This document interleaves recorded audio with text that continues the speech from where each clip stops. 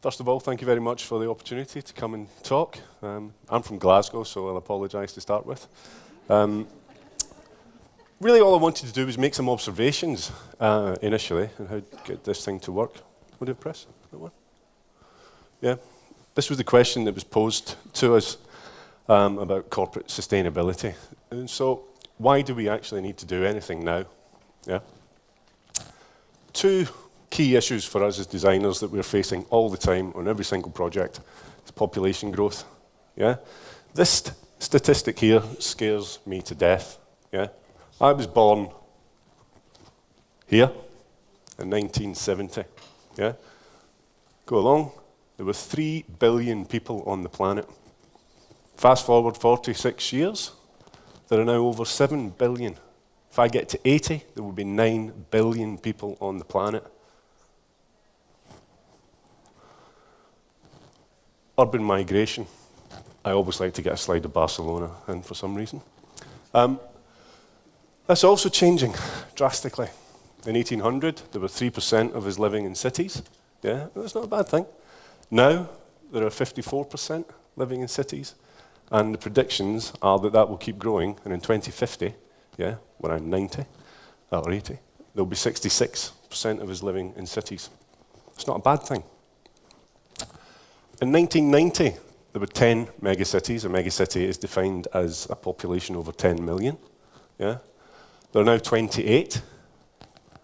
By 2030, there will be 41. These what the United Nations are predicting. Yeah. The interesting statistic here, and it's another observation, is that North America, you know, the most powerful country in the world, only has 2 megacities. Why is that? Because they all drive. Yeah? They don't actually live in the city. Energy consumption, I apologise. Yeah? We all, as different countries, use a different amount of energy as our ecological footprint. The Czech Republic is not too bad. It's here. But America, at the top, if we all lived like Americans, we would need 4 planets. Okay?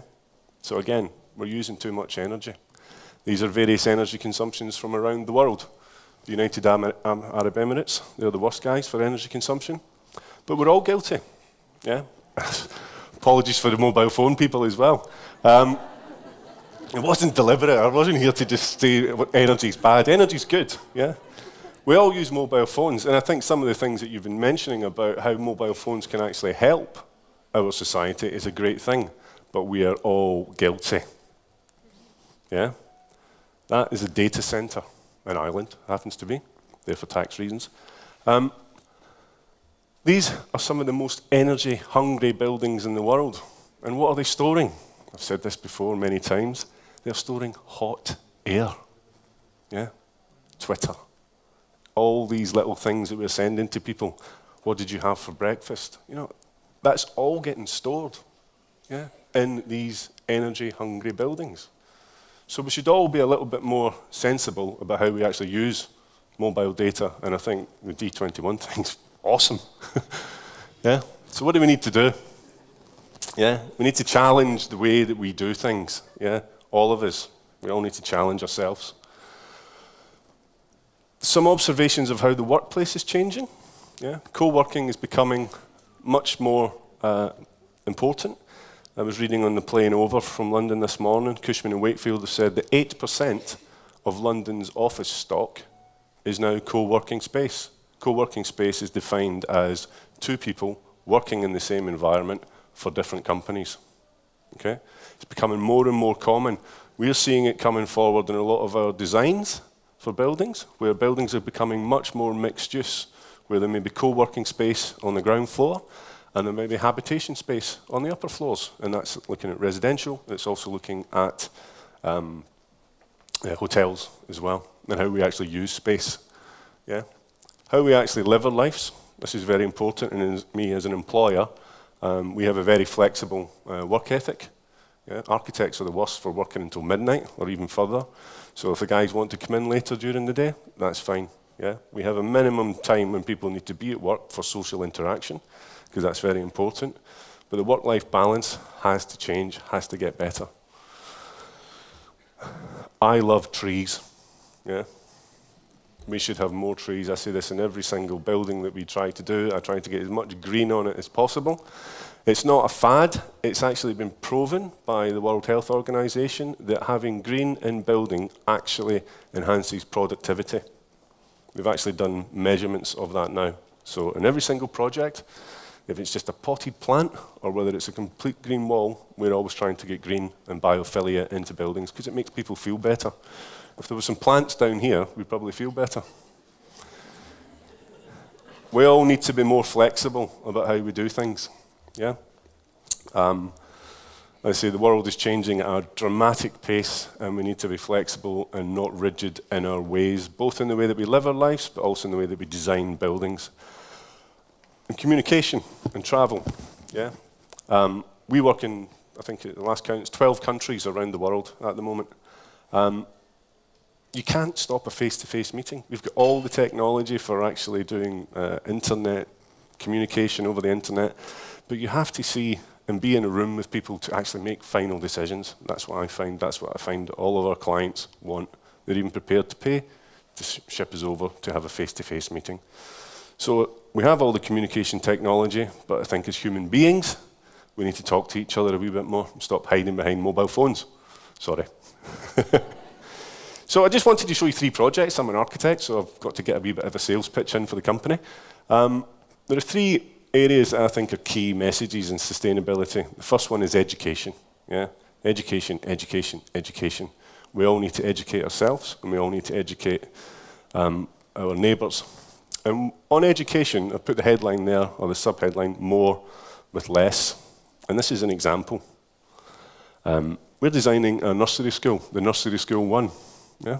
So we're designing a nursery school. There's nothing really too strange about the nursery schools. Nursery schools are about 4 classrooms generally. This is a typical Montessori classroom. 4 classrooms, little green space, heart in the middle, toilets, WCs.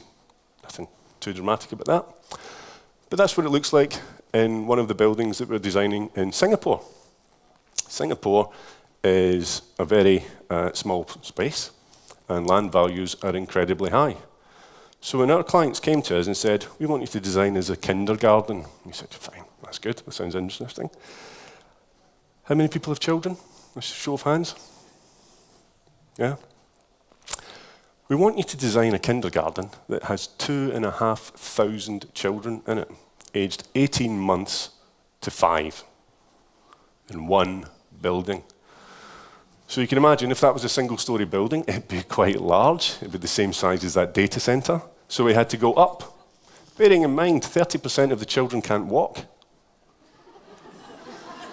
Yeah. But they all have typical classrooms, little green spaces, because education outside, as again, see, green, more green for children. This is explaining to clients how you actually move children through a building who can't walk. Yeah. That's what clients look like, yeah. But that's what the building's going to look like, okay? It's an 8-story kindergarten. The final numbers are 2,200 children in one single building, yeah.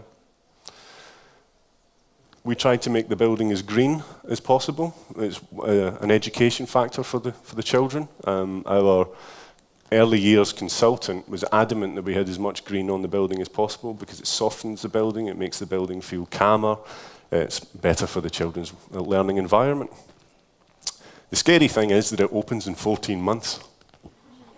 So it's not a pipe dream, it's actually happening. Working with industry, we designed a building about 10 years ago. It's in London, it's called Strata, and it has 3 wind turbines on the top. And I'm not here to talk about wind turbines because there are much more efficient ways of creating energy than sticking 3 wind turbines on top of a building. But that building got us the next job because there was a delegation from China came over and they saw that building and they said, we want the guy who did that to design us a building. Because what we want to do as Vanke China Limited, who are the largest residential developer in the world, they wanted to come along and actually get us to design a building in Beijing that would, in fact, be China's first BREEAM outstanding building. There's the proof that it will be when they finally build it. The key issue here was from a design perspective, we scored 100% on the energy consumptions for the building because it's an incredibly sustainable building in terms of how we design buildings. It has a green roof, as you can see. I love trees. Yeah. It has natural ventilation capability for 50% of the year. It doesn't have any lighting in the building, so it doesn't have lights other than emergency lights and task lighting for the exhibitions. It is incredibly energy efficient, and the way that the building is used defines how we actually use energy within the building. And that's a key message for us as designers, is about how we all use buildings. Yeah? We need to be doing more with less. And then finally, I thought I'd bring it back to the Czech Republic. And we've just completed this building down in Dolní Břežany, and won a MIPIN award this year, so we're very happy about that. This building is primarily for medical research.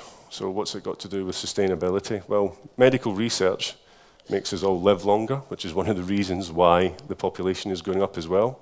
It's not just that we're all having more children. Population is staying older and living longer. Again, that's changing some of the building types that we're looking at the moment. But the other point of this is this building is all about light. And in 2 years' time, we believe, they will fire the most powerful laser in the world in this building. So, great result for the Czech Republic. Well done, the guys in the Prague office. It's an incredibly complicated building. It's incredibly big. That's the size of a soccer pitch. That's the experimental halls underneath, glued to the ground, basically, because the building doesn't move. But the point that I wanted to get to on this building was this. This is a thing in California called the National Ignition Facility. And basically what happens there is there are 90 high-powered lasers, yeah, that fire into a cauldron, this big spherical ball, 90 meters in diameter, fires into it, and they hit a tiny little piece of tritium, yeah? And when they hit that, what they're trying to do is actually create fusion, clean energy, yeah? So this is happening in the background. The intensity of the one laser down in Dolní Břežany is the same intensity as the 90 lasers in California.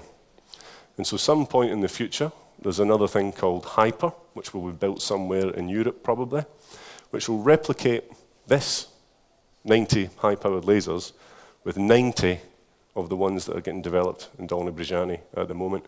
And at some point, hopefully, they will create fusion. That's just a picture of light in the building.